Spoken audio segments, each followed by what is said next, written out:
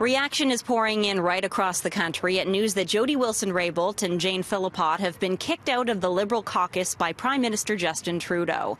We're joined by UBC political professor Max Cameron. You've been following this quite extensively. What is your initial reaction to the latest developments here? Well, I am stunned, although I can't say I'm entirely surprised. That is to say,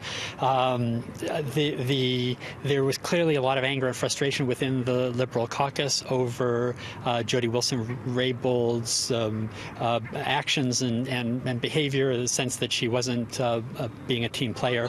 On the other hand, to do this suggests a very low level of tolerance for dissent within the Liberal Party. And in that sense, I think it's sort of another self-inflicted wound. Did you see this coming? Did you expect Justin Trudeau to do this? Well, at one level, it's not entirely surprising because parties are tribes, they're teams. There's a lot of team spirit in politics, and when you're in caucus, you want people to play along. And so people can get very frustrated and very angry when somebody is not being a team player. On the other hand, this was avoidable. This is a self-inflicted wound. It should never have gotten to this stage. There has obviously been a breakdown in trust and communication between the former Attorney General and the Prime Minister's office. Politics is all about finding compromise, finding common ground, working through differences. It's really kind of stunning that that was impossible in this case. What is next for Jody Wilson-Raybould now, do you think?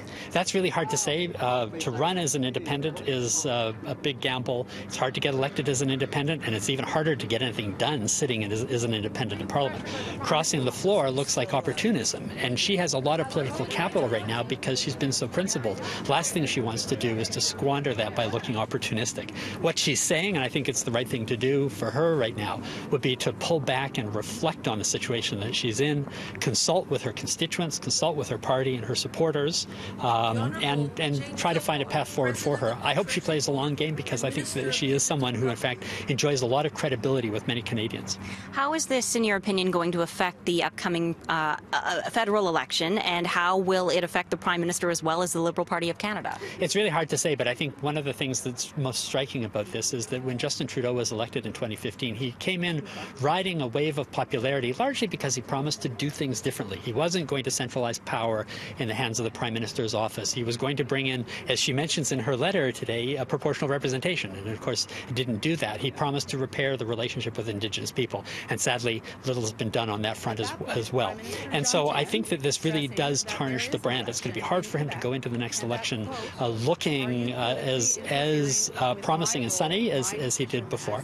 Is this the end of the fallout from the SNC-Lavalin affair, or do you think there are more developments coming? I don't think it's the end, and I think anybody who believes that simply removing Jody Wilson-Raybould and Philpott from the caucus solves things, takes the pressure off, is badly mistaken.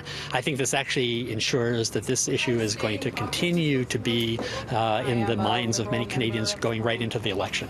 Well, we will continue to follow it as the developments continue in this case. Reporting from UBC, I'm Andrea Macpherson for City News.